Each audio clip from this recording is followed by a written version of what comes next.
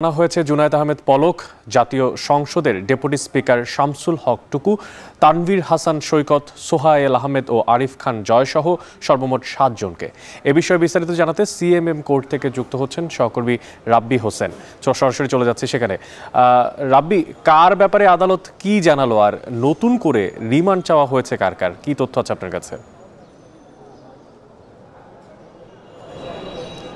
অনেক আজকে 7 সকালে 2 দফা রিমান্ড শেষে আদালতে আনা হয়েছে সাবেক আইসিটি প্রতিমন্ত্রী জুনায়েদ আহমেদ পলক, দ্বাদশ জাতীয় সংসদের ডেপুটি স্পিকার শামসুল হক টুকু, পাশাপাশি তার সঙ্গে রয়েছে আওয়ামী লীগের সাংগঠনিক সম্পাদক আহমদ হোসেন, রয়েছে চট্টগ্রাম বন্দরের চেয়ারম্যান অ্যাডমিরাল সোহায়েল, পাশাপাশি রয়েছে ঢাকা বিশ্ববিদ্যালয়ের ছাত্রলীগের সাধারণ সম্পাদক তানভীর হাসান সৈকতকে। তাদেরকে আজকে আদালতে আনা হয়েছে। এর আগে 2 দফা তাদেরকে রিমান্ডে নিয়েছিল পুলিশ। আমরা যদি একটু বলে রাখি যে বাড্ডা থানার সুমন শিকদার হত্যা মামলায় আজকে আদালতে আনা হয়েছে জুনায়েদ আহমেদ পলককে। তাদেরকে 7 দিনের রিমান্ডের আবেদন করেছে, যদিও এখন পর্যন্ত তাদের শুনানির কার্যক্রম শুরু হয়নি। আমরা এখন দেখছি তাদেরকে আদালতে তোলা হচ্ছে, এই মুহূর্তে তাদেরকে আদালতে তোলা হচ্ছে, নিয়ে যাওয়া হচ্ছে। এখানে রয়েছে সাবেক আইসিটি প্রতিমন্ত্রী জুনায়েদ আহমেদ পলক, রয়েছে সাবেক ডেপুটি স্পিকার শামসুল হক টুকু, আরিফ খান জয় রয়েছে, পাশাপাশি এখানে রয়েছে মোহাম্মদ সোহায়েল রয়েছে। আমরা দেখছি তাদেরকে এখন আদালতে নিয়ে যাওয়া হচ্ছে, আদালতে তোলা হচ্ছে। তাদের প্রত্যেককে 7 দিন করে রিমান্ড চেয়েছে বিভিন্ন মামলায়, বিভিন্ন হত্যা মামলায়। আমরা দেখছি এখন তাদেরকে আদালতে তোলা হচ্ছে। আর একটু যদি বলে রাখি, এখানে আদাবর থানায় একটি হত্যা মামলায় আদালতে আজকে আনা হয়েছে ঢাকা বিশ্ববিদ্যালয়ের ছাত্রলীগের সাধারণ সম্পাদক তানভীর হাসান সৈকতকে। পাশাপাশি এখানে আদালতে আনা হয়েছে আওয়ামী লীগের সাংগঠনিক সম্পাদক আহমদ হোসেনকেও আজকে আদালতে তোলা হচ্ছে। টোটাল আজকে 6 জনকে আদালতে আনা হয়েছে এবং আমরা আসলে দেখছি যে তাদেরকে আদালতে নিয়ে যাওয়া হচ্ছে। আমরা এই যে দেখতে পাচ্ছি এই বিষয়ে এখানে জুনায়েদ আহমেদ পলক রয়েছেন, তাদেরকে আদালতে তোলা হচ্ছে।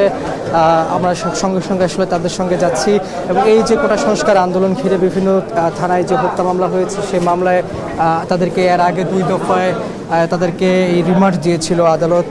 একজনকে 5 দিন করে, প্রথম দফায় 7 দিন করে দিয়েছিল। আজকে তাদের রিমান্ড শেষ হওয়ার কারণে তাদেরকে আদালতে তোলা হয়েছে। আমরা 6 জন আসামিকে আজকে আদালতে তোলা হয়েছে। সেই আসামিগুলোর মধ্যে রয়েছে সাবেক আইসিটি প্রতিমন্ত্রী জুনায়েদ আহমেদ পলক, ঢাকা বিশ্ববিদ্যালয়ের ছাত্রলীগের সাধারণ সম্পাদক তানভীর হাসান সৈকত, রয়েছে দ্বাদশ জাতীয় সংসদের ডেপুটি স্পিকার শামসুল হক টুকু, রয়েছে আওয়ামী লীগের সাংগঠনিক সম্পাদক আহমদ হোসেন, সেই সঙ্গে রয়েছে চট্টগ্রাম বন্দরের সাবেক chairman middle admiral Ahmed Sohail, পাশাপাশি রয়েছে সাবেক ক্রীড়া প্রতিমন্ত্রী আরিফ খান জয়। আমরা দেখছি তাদেরকে আদালতে তোলা হচ্ছে, তাদের এই মুহূর্তে আদালতে তোলা হচ্ছে আমরা দেখছি। তবে এর আগেও কিন্তু 2 দফায় তাদেরকে আদালতে তোলা হয়েছে, আমরা দেখেছি এর আগে। তবে আজকে যেহেতু 7 সকাল রবিবার, আজকে আদালত খুলেছে, তবে সকাল সকাল নিয়ে আসার একটি কারণ হলো এই যে সাধারণ মানুষ বা জনতার বা আইনজীবীদের যে জনরোষ সৃষ্টি হয় বা তাদের মধ্যে বা এক ধরনের বিশৃঙ্খলা তৈরি হয়, যার কারণে তাদেরকে আজকে 7 সকালে নিয়ে আসা হয়েছে। এর আগেও আমরা দেখেছি এর আগের আসামিদেরকেও আসলে সকাল সকাল নিয়ে আসা হয়েছিল, কারণ আদালত প্রাঙ্গণে সবসময় আইনজীবীদের পদচারণা থাকে, মুখরিত থাকে, যার কারণে কোনো প্রকার যাতে অপ্রীতিকর ঘটনা না ঘটে সে বিষয়ে তাদেরকে আজকে সকাল সকাল নিয়ে আসা হয়েছে। আমি যদি আর একটু বলে রাখি যে লালবাগ থানার মামলায় রিমান্ড শেষে আসামি যে যারা রয়েছে জুনায়েদ আহমেদ পলক, তানভীর হাসান সৈকত এবং আহমদ হোসেনকে লালবাগ থানার মামলায় তাদেরকে কারাগারে প্রেরণ করার জন্য আবেদন করা হয়েছে আমরা দেখছি। এবং পাশাপাশি এখানে আদাবর থানার একটি হত্যা মামলায় আহমদ হোসেন, তানভীর হাসান সৈকতকে 7 দিনের রিমান্ডের আবেদন করেছে পুলিশ। আর বাড্ডা থানার একটি হত্যা মামলা, সুমন শিকদার হত্যা মামলায় সাবেক আইসিটি প্রতিমন্ত্রী জুনায়েদ আহমেদ পলককেও 7 দিনের রিমান্ডের আবেদন করেছে পুলিশ। এখন এই মুহূর্তে শুনানির কার্যক্রমটি শুরু হয়েছে, চলমান রয়েছে। আমরা কিছুক্ষণের মধ্যে আসলে জানতে পারবো যে তাদের আসলে কয়দিনের রিমান্ড মঞ্জুর করে বা রিমান্ড বাতিল করে কিনা বা মঞ্জুর করে কিনা। পাশাপাশি এখানে আমি যদি একটু বলে রাখি যে সাবেক আইসিটি প্রতিমন্ত্রী জুনায়েদ আহমেদ পলককে নিয়ে নানা ধরনের অভিযোগ রয়েছে। এই যে কোটা সংস্কার আন্দোলন ঘিরে ইন্টারনেট বন্ধ করে দেওয়া, মোবাইল নেটওয়ার্ক বন্ধ করে দেওয়া, পাশাপাশি ফেসবুক সামাজিক যোগাযোগ মাধ্যম বন্ধ করে দেওয়ার যে অভিযোগ, সেই অভিযোগে কিন্তু অভিযুক্ত রয়েছেন এই জুনাইদ আহমেদ পলক। যারা ছাত্র জনতা তারা কিন্তু নানা অভিযোগ করতেন তার নামে, যে এই যে এই কোটা সংস্কার আন্দোলনকে প্রতিহত করার জন্য বা আন্দোলন দমানোর জন্য বা এর খবর যাতে আসলে সাধারণ মানুষ না পায়, সে কারণে তারা এই সামাজিক যোগাযোগ মাধ্যম থেকে শুরু করে ইন্টারনেট বন্ধ করে দিয়েছিল এই জুনাইদ আহমেদ পলকের নির্দেশে। এমনটাই কিন্তু সকল মহল থেকে দাবি করা হয়। তবে এই বিষয়টি আসলে আমরা দেখেছি যে বিটিসিএল এর পক্ষ থেকে স্পষ্ট করা হয়েছিল যে তিনি নিজেই আসলে বন্ধ করে দেওয়ার একটা ঘোষণা দিয়েছিলেন।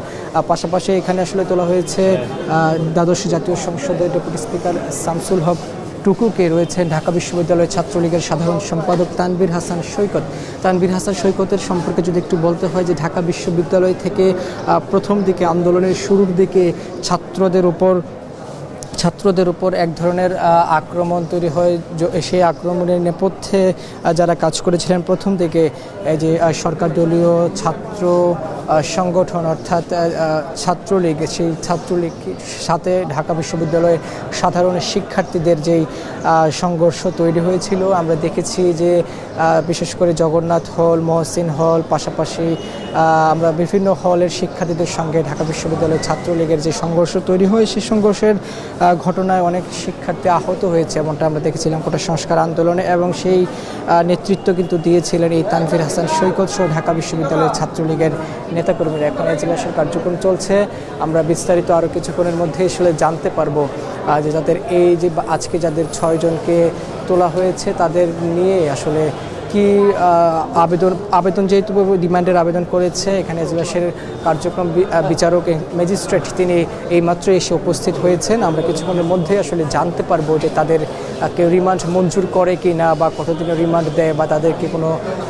জামিন দেয় কি না, এই বিষয়ে আরও বিস্তারিত জানা যাবে। তবে মামলার তদন্তকারী কর্মকর্তাদের যেই এজাহার রয়েছে বা মামলার এজাহার থেকে আমরা যতটুকু জানতে পেরেছি যে বাড্ডা থানায় যে সুমন শিকদার হত্যা মামলায়কে তাদেরকে 5 দিনের এর আগে কিন্তু 5 দিনের রিমান্ডে ছিলেন, 2 দফায় রিমান্ডে ছিলেন আইসিটি প্রতিমন্ত্রী জুনাইদ আহমেদ পলক। তাকে রিমান্ড শেষ করে আজকে তাদেরকে আবারও আদালতে তোলা হয়েছে সকাল সকালে, 7 সকালে। কারণ অন্য সময় আগে বিকালে তোলা হতো বা দুপুরের পরে যখন তোলা হতো তখন আইনজীবী যারা ছিলেন, সাধারণ মানুষ যারা ছিলেন একটা আক্রমণাত্মক ভূমিকা পালন করতেন, যার কারণে আজকে নিরাপত্তার কথা বিবেচনা করেই কিন্তু সকাল সকাল তাদেরকে আদালতে আনা হয়েছে। এবং এই মুহূর্তে তাদের শুনানির কার্যক্রমটি এখন চলছে, কিছুক্ষণের মধ্যে আরও বিস্তারিত জানা যাবে। এবং আমি যদি আরেকজনের বিষয়ে তথ্য দিয়ে রাখি, যে আজকে আনা হয়েছে এখানে দ্বাদশ জাতীয় সংসদের ডেপুটি স্পিকার শামসুল হক টুকুকে। তিনি একটি লালবাগ থানায় একটি হত্যা মামলায় অভিযুক্ত তিনি। পাশাপাশি এখানে ক্রীড়া উপমন্ত্রী আরিফ খান জয়কেও নিয়ে আসা হয়েছে, তাকেও এর আগে 2 দফায় তাদেরকে রিমান্ডে ছিল, সেই রিমান্ড শেষ হয়েছে। আমরা সেই রিমান্ড গতকালকে শেষ হওয়ার কারণে আজকে তাদেরকে আদালতে আনা হয়েছে। তবে আমরা দেখছি যে এখানে যেই টোটাল যে 4টি মামলার মধ্যে একটি যে লালবাগ থানায় যে রিমান্ড শেষে আসামিদেরকে আদালতে প্রেরণের একটি আবেদন করা হয়েছে, অর্থাৎ জুনাইদ আহমেদ পলক, তানভীর হাসান সৈকত এবং আহমদ হোসেনকে তাদেরকে আদালতে প্রেরণ করা হয়েছে। এই বিষয়টি আসলে আমরা দেখছি।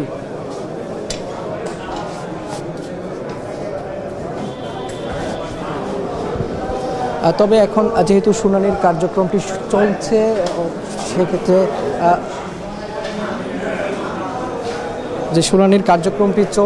তবে কিছুক্ষণের মধ্যে আসলে জানা যাবে। এখানে আইন শৃঙ্খলা বাহিনীর সদস্যরা রয়েছেন, তারা নিরাপত্তা দিচ্ছেন এবং কিছুক্ষণের মধ্যেই সে বিষয়ে আসলে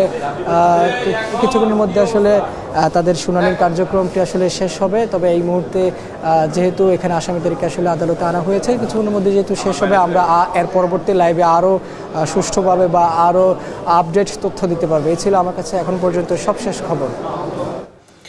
আদালতে তোলা হয়েছে জুনাইদ আহমেদ পলক, শামসুল হক টুকু সহ আরও 7 জনকে। এবং সে বিষয়ে জানাতেই ঢাকা সিএমএম কোর্ট থেকে যুক্ত ছিলেন সহকর্মী রাব্বি হোসেন।